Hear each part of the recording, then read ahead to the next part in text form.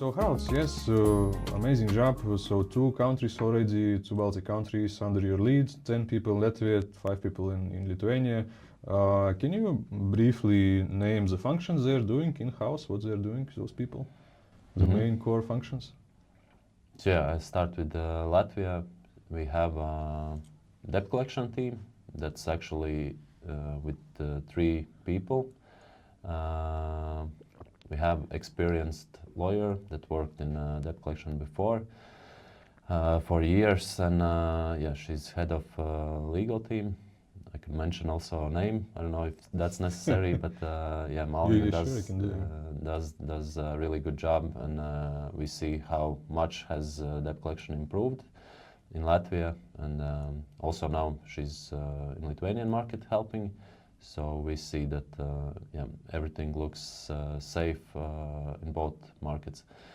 And then yeah, we have splitted basically debt collection in 2 parts: soft collection and hard collection.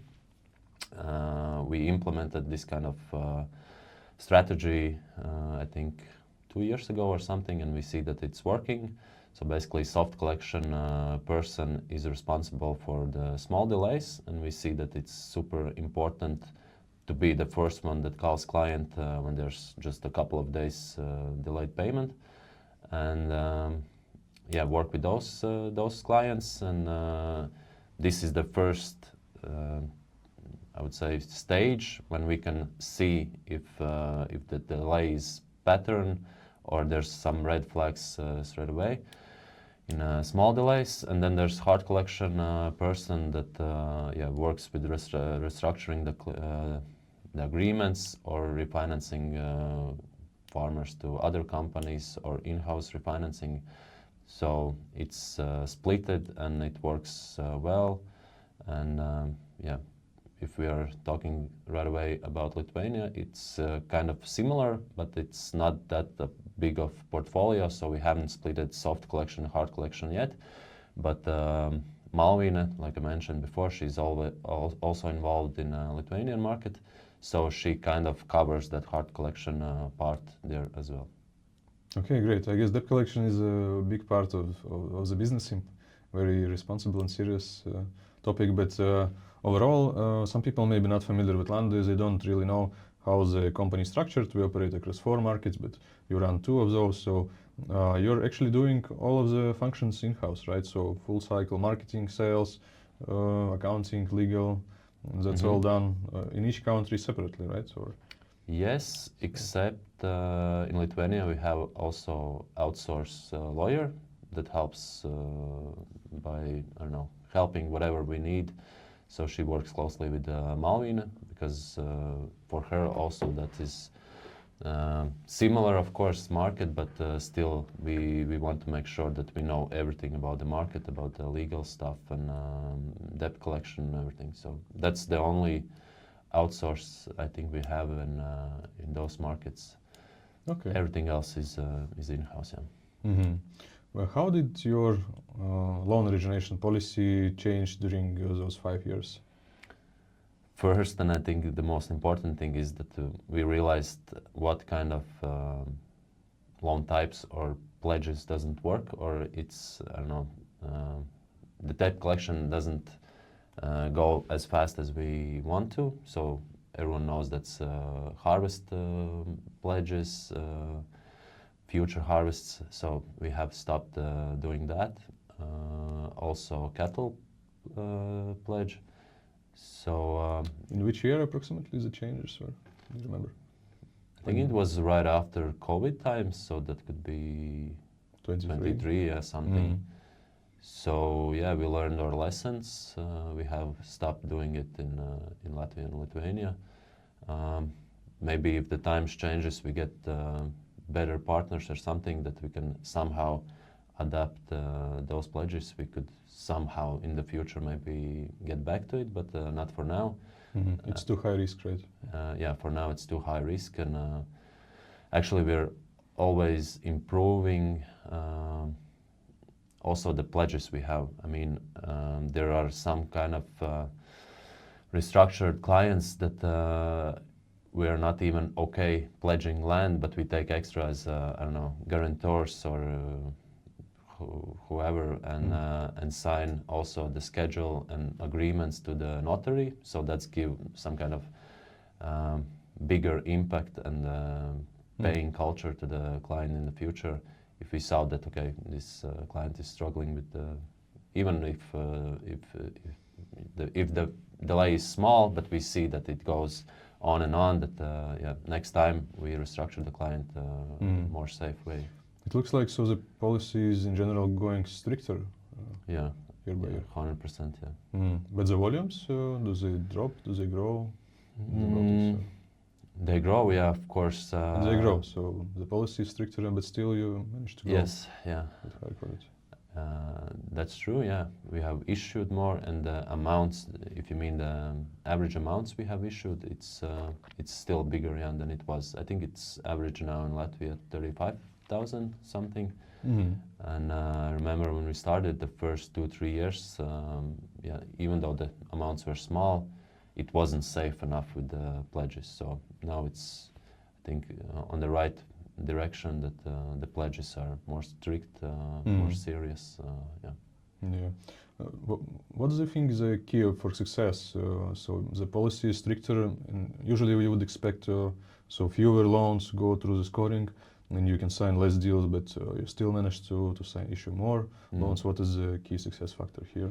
Better quality and bigger volume. I mean, we operate, what is it, 5-6 years. Of course, the contacts, the partners, it has grown. If we know the client has delay somewhere else, we can call straight away the other company and discuss the client, how it's going on with him in that company.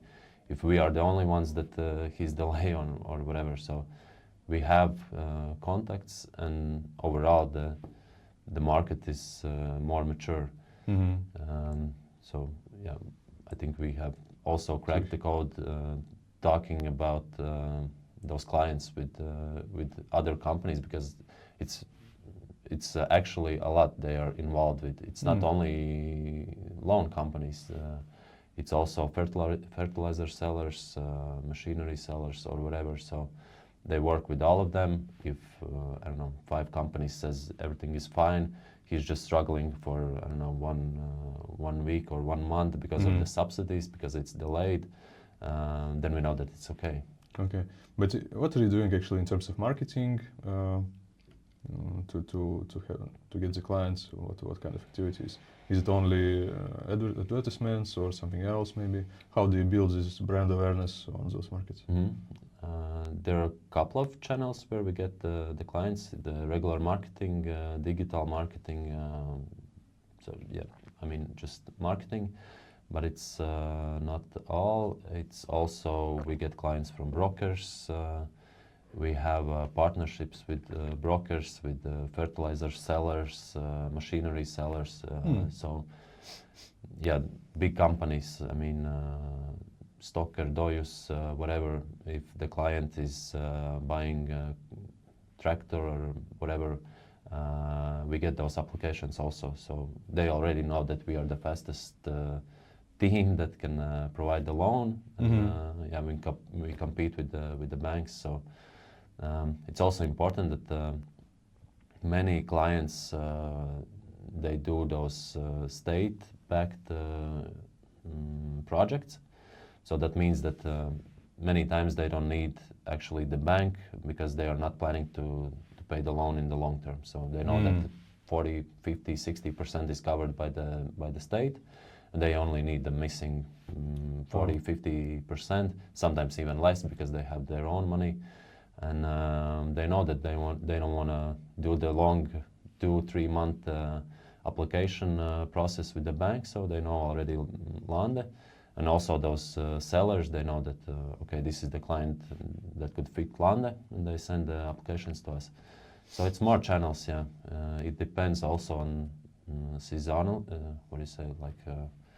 Seasonal. Seasonal, yeah. So sometimes we get more from marketing, sometimes it's not working because farmers are busy on the fields, but they still need money. And and then they need it fast, so they already know our contacts and they call and we do it as fast as possible. Yeah, recently we started working together with LANDE. It goes really well. Of course, it takes time to... Maybe for some people, what is LANDE? Who doesn't know? LANDE is a Lithuanian financial institution that helps all kinds of businesses. So it's a government institution. Government institution, yeah. Okay. So, and for us it works that they invest 40% of the total amount that the farmer needs. So the rest goes to our regular investors. So they cover the 40%. And the terms for LANDE is... it's the same for... it's the same as for regular investors. Yes, yes, yes. Yeah. So, yeah, I mean, that's a really successful case for us, and we're planning and hoping that we can do the same in Latvia. We're in touch with the ministries and Altum. Altum is the same as in Lithuania, LANDE. So yeah, we've been meeting with all of them. Everyone sounds positive about the project overall. They see the good example we have in Lithuania. We know that they ask for feedback to Lithuanian LANDE companies. So yeah, maybe in near future also that will be... Sounds great. In Latvia. You mentioned LANDE. Yeah. That's kind of different institution. So this is those projects that I already mentioned that yeah, if farmer needs machinery, they can apply for project in LANDE, and depending on the project, but yeah, they can get back 40, 50, 60% of the projects, and that's not the only thing. They can also get back from LANDE 4% of the loan we have issued to them. 4% of interest. Interest, right? yeah. So if they pay like 12, they can get 4 back. So yes, it's, for them it's 8. Yeah. There. So that's really good for the farmers and for us, of course, also. Last year was the first year we managed to do so, but this year we made it partnership with LANDE, because last year the farmers, they had to call us, do the application so they can get those 4% back. And it takes a lot of time, and many of them didn't do that because they just don't have time in early summers to do so. But and now it's automated. Yeah. now it's automated. Yeah, we signed agreements with LANDE, and we provide this information to them. So the farmers doesn't even need to call; they get it back straight away. Really nice development. So one of the topics is. Okay, we had those harvest loans, and we stopped issuing them, and there are some defaults. From the data I see in portfolio report, the default rate for harvest loans in Latvia is 5%, which is still not very high, but higher than average for Latvia. Average for Latvia is 3.6. We will also publish the data detailed in the blog, so investors can do their own research. But yes, the most popular topic question is, so for some cases the debt collection goes for a longer time, and at some point do we plan to make a decision to maybe write something off, declare losses, or there is still hopes of for some cases, and we need to bring some clarity here for investors.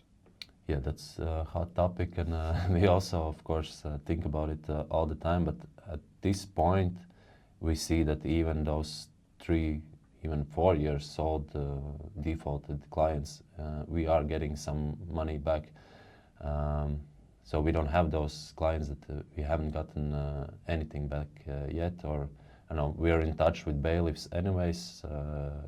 We do it regularly, and we even have some success cases where we got money back from insolvency, where the client was lost or whatever, so he made the insolvency process, and we managed to, or we realized that there was another company involved that was using the fields our client was using, and we managed to get the money back from the new company that was using the fields. So It's not like we have forgotten about them. Of course, it takes more time with those clients.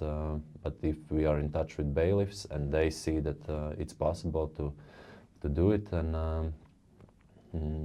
I think it's better that we keep fighting and get the money back anyways.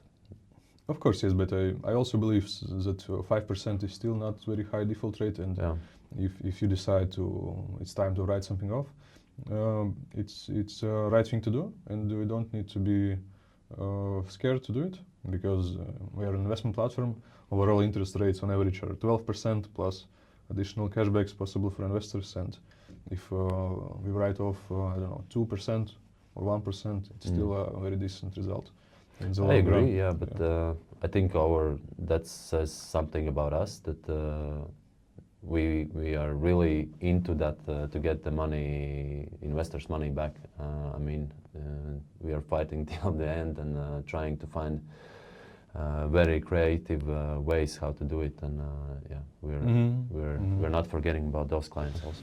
Yeah, can you, Haralds, maybe come up with one successful good case with harvest loan, where it's usually means that there is no underlying real estate or machinery, it's just a future harvest, right? So in case there is no collateral, it's very difficult to debt collect something in case of default.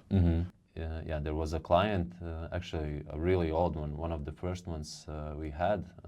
The pledge was harvest, and for some kind of time it looked like we're not going to recover anything. So what we realized that there's no more assets for the client, the land, the machinery, nothing. So basically we had our debt, of course there was other companies. So let me just sum it up. We had a harvest loan, which means there is no pledge of land or anything, and the client just sold or gifted away his assets, including land, and you managed through the bailiff to recover the land on his name and pursue and debt collect. Yeah, through that's the this thing. selling When this we asset. were, And even it was not pledged to LANDE. it wasn't pledged to us, but at the moment when we signed the agreements with the client, he had the assets, so the client looked good. You knew in previous history he knew that he had it. Yeah, Okay. we had it. Yeah, I mean, and but at the moment when we realized that he's not paying the money back, and the bailiff couldn't get any money from the assets because he had none, we said to bailiffs, yeah, that he needs to recover those gifted lands back to him. And we got to a point where we auctioned the land, even though it wasn't pledged to us. Yeah, great case, great case. Yeah. So Harald, let's do a recap. What has actually improved in credit scoring and credit policy for LANDE in the Baltics in the last 5 years since you started and joined the company? First thing is pledges. We don't longer have a harvest pledge. We have also improved the policy with machinery, because we have gotten all the stages that includes selling machinery. We understand what goes, what sells easier in the market, what's needed most, and where the value doesn't drop that significant. So that's also one thing. We have made policy that, for example, John Deere's is a well-known and well-needed brand, so we know that the LTV could be higher in this kind of loan types and loan pledges. So there are some kind of brands that doesn't sell that fast, so we know that the LTV has to be lower. So we made policy for that. Also, one important thing is we closely work with the LANDE. That also helps us a lot. We have now agreed that LANDE will inform us if there are some kind of problems with subsidies for the client. So besides that, the client has to write to the LANDE that he allows LANDE to inform us if, I don't know, he's changing subsidy account or he's not getting subsidies that we don't know about. So that's an important thing for the farmers, and the subsidies is one of the things that tells a lot how much he gets subsidies, if he ever had some late payments from institutions like LANDE. So there's also some kind of reason for that. So you get the early signals. We get early signals, yeah, from LANDE. Of course, very important is the team we have now. We have had some outsources before, also implementing, like I mentioned before, the soft and hard collection section. We took a very experienced outsource person that helped us with that. So we structured that. We see that it works very well, and the default rate, it drops by years. And yeah, what else? I'm mostly talking about also Lithuanian market, so it's very similar. So we have the same in Lithuania. Yeah, okay, maybe let's talk about Lithuania. We know from internal data that Lithuania didn't start quite successful. There were some high risks entering the market. But how does it look now after 4 years? I think in the last 2 years we have default rate 0 in Lithuania. So it goes pretty good, okay. Pretty good now. So yeah, I'm pretty sure the LANDE projects, the pledge we have in Lithuania, it's always been on a low rate. So, but what's kind of not ruining this statistics, but yeah. It is, I guess, yeah, it's impacting a lot. Yeah, it's impacting are those early harvest clients that we had. It's quite similar to Latvian market. So of course we do the same in Lithuania. We don't have those clients anymore in Lithuania. And what also helps is now when we have contact with Ilta, it's also kind of helping us to understand if we see that the client is having problems with Ilta, we can always discuss it with them. And I think it's very important to have that mature market, that we have partners and good relationships with everyone. So and more information, I guess, for the proper decision making. And that helps a lot, yeah. But basic things, yeah, we realized what kind of pledges doesn't work, and we stopped doing that. So that improves a lot. Okay, great. So yeah, maybe let's move to future outlook. What's your vision on the Baltics? What do you want to? How do you see it? What are the plans? Yeah, plans for Latvia is of course to grow portfolio. We started the fertilizer project quite recently. I don't know, six months ago. But 6 months ago we started it serious. We've been doing that, of course, also before. Can you briefly describe what it's about? Yeah, basically what we do is we have contacts and partnerships with fertilizer sellers. So we do as we do with the loans, with the finances. We connect the farmers with the company that provides the fertilizers. So we are the middle guy in between, and we connect them together. And the farmers is the winners in this case. Not only farmers, also the sellers. But the farmers in this case, they win because they buy the fertilizers a lot cheaper than they could buy in trader companies, cooperatives, or whatever. So, and many asks why they don't do the same way on their own, but it's hard. I mean, the sellers, they don't want to work closely with the farmers, but because especially I guess with smaller farmers, especially with the smaller ones. But we already had database, we had clients, so it was kind of easy for us just to connect them together. We made the deals with the companies that does the basically you connect them with producers, right? Yes. With the ones who are producing. Oh, okay. So they get you cut the middleman who is traders. Yeah. So yeah, and of course we already knew that there's big what do you say, markup. Markup, yeah, in between. But we also realized why it is that way, because basically the sellers, they don't want to work with those small or medium farmers. Right. Even if they call straight away to the company, it's not working that way. I guess there's management, logistics, right? Of course, yeah. All the things. Yeah. But the impact is huge. Yeah, it's I don't know, 30, 40, 50 euros per ton. So it's huge for the farmers, and I think they also appreciate that we are doing that now. And on the yearly balance sheet, it shows that it was a huge impact, that they got it cheaper. Yeah, great. So basically we are providing additional value to farmers, not only money, but also saving the costs. So yeah, we want to do more of that in Latvia, and we're gonna do the same in Lithuania. I actually think that in Lithuania it could be easier somehow, because those companies that we work with in Latvia, of course, they operate also in Lithuania, and we have big players in Lithuania that we can work with, and Poland is closer, so that's also an impact. So yeah, we're gonna do the same in Lithuania. But overall, yeah, grow the portfolio, look for more channels like the fertilizer project. So be more into the agriculture in those markets. I mean, overall in all markets. Yeah. What is your outlook for future portfolio quality, comparing with previous first 5 years, maybe for next 5 years, for the Baltics? What are your expectations or plans? We see that basically the pace goes the right direction. Even though we have those early harvest projects, the default rate and the quality overall, it gets better all the time. So it's, I don't know, close to 90% is backed by land or machinery with low LTVs.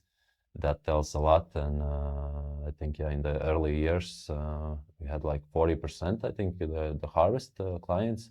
So that was kind of big amount at that time, but we still see that the default rate for those harvest clients, it's still low. But it, of course, it impacts. Yeah. Yeah, the quality will grow by years anyways. Okay, Harald, one of the also popular topics right now is the war in Iran and impact on farmers. What is your opinion on that? Do you feel some impact, or did something change starting with these events? Just what is the current situation? Of course, we feel it, also farmers feel it, but we need to understand that the farming, it's very state-backed, and it's very necessary and important sector. So it's always going to be supported by the state, by the EU. So for now, of course, we feel it, but it's more of. But how do you feel it? What changed? Do they call you more? Or yeah, do of course, they more? call us more, but we don't feel it like they have been having problems with paying something or whatever. So we don't feel it at this time. We don't feel it. But what we feel, of course, yeah, they need more money for the fuel. For the season, basically. For season, yeah. But it kind of changes. They are using a little bit less fertilizers at this moment. So the fuel got more expensive. So somehow it, for now, it covers, so it balances out. But I think we felt it more, or the farmers felt it more when the fertilizer prices skyrocketed with the war starting. So that I think was more nervous period than it is now. You mean the war in Ukraine, which is when it started? Yes, yes. Okay. So the fertilizer prices, they went up twice, and that's huge part of all the expenses that the farmer has. So fuel is, of course, still a big part of it, but not that big. And yeah, I know that also at this point there are some things that state does, some discounts, extra subsidies or whatever, and they plan to help even more about this. So there will be. Right, but I honestly forgot. Yes, we had, we have so many crises. Yeah. We had Ukraine war and spike in prices. So in comparing with that, the current impact is lower, you're saying? Yeah, yeah, definitely. I think maybe also we all feel it kind of more personal, because we feel it on the roads also, with the cars and everything. So and that's why I think the